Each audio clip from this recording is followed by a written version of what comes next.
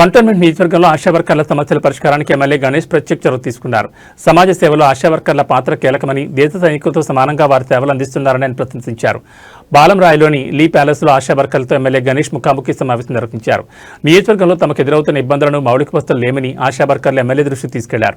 నియోజకవర్గంలో ఎక్కడ అంగన్వాడీ కేంద్రాలు అవసరమున్నా వెంటనే తన దృష్టికి తీసుకురావాలని, వాటి నిర్మాణానికి నిధులు మంజూరు చేస్తానని ఎమ్మెల్యే హామీ ఇచ్చారు.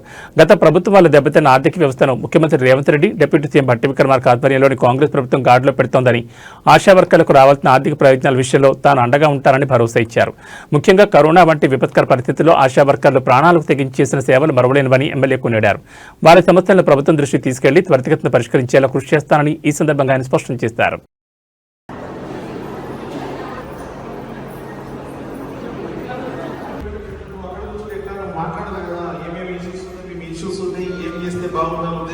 మీటింగ్ పెట్టాము.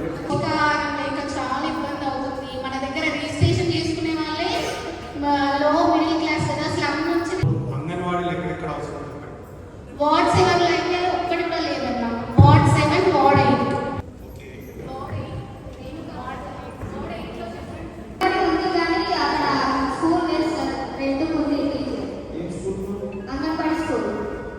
कौन बोले, कौन सा डिपार्टमेंट वाले बोले?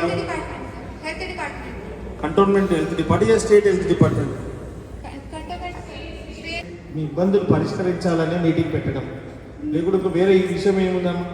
సొసైటీ ఈ రోజు అంతా సంతోషంగా ఉంటారంటే మీరు పని చేయకుండా సొసైటీ ఎక్కడ మంచిగా ఉంటుంది? మీరంతా అన్ని ఆ కరోనా టైంలో కూడా ఎంతోమంది భయపడ్డప్పుడు మీరు ఎంత ధైర్యంగా, ఏ విధంగా అయితే బార్డర్ల యుద్ధానికి మన మిలిటరీ వాళ్ళు ఎంత ధైర్యంగా నిలబడ్డారు, అదే మాదిరిగా మీరు కూడా కరోనాతో ఫైట్ చేసింది మీరు కూడా మంచి సేవ చేస్తూ అది గుర్తించే మీరందరూ సంతోషంగా పనిచేయాలనే ఉద్దేశమే ఈరోజు ఈ మీటింగ్. చెప్పానంటే ఇది నా కంటోన్మెంట్ సమస్యనే కాదు, మా కంటోన్మెంట్ ఉన్న ఆశలదే సమస్య కాదు, రాష్ట్రంలో ఉన్న అందరి కోరిక ఇది. రైటా? రాష్ట్రంలో ఉన్న అందరి డిమాండ్స్ కూడా ఇవే కదా.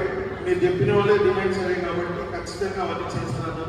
ఇవన్నీ ఆర్థిక వ్యవస్థ బాగాలేనందుకు ఒక్కొక్కటి అమలవుతుంది. రానున్న రోజుల్లో కూడా మీ సమస్యల పరిష్కారం అయితే మీ అవసరాలకు అనుగుణంగా మీకు జీతం ఇస్తున్నట్టు మాటిస్తూ, మీకు ఎక్కడెక్కడ సెంటర్స్ కావాలన్నా నేను కూడా చాలా రోజుల నుంచి అనుకున్నాను. మీతో మాట్లాడుకుంటే ఈ అంగన్వాడీ సెంటర్స్ తెలియదు, బస్తీ దవాఖానాలు తెలియదు.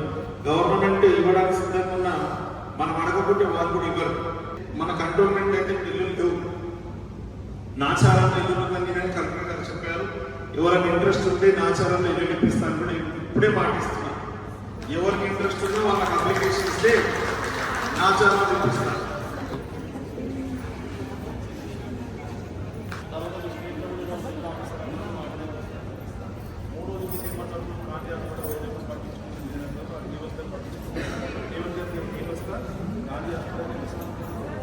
ఆల్మోస్ట్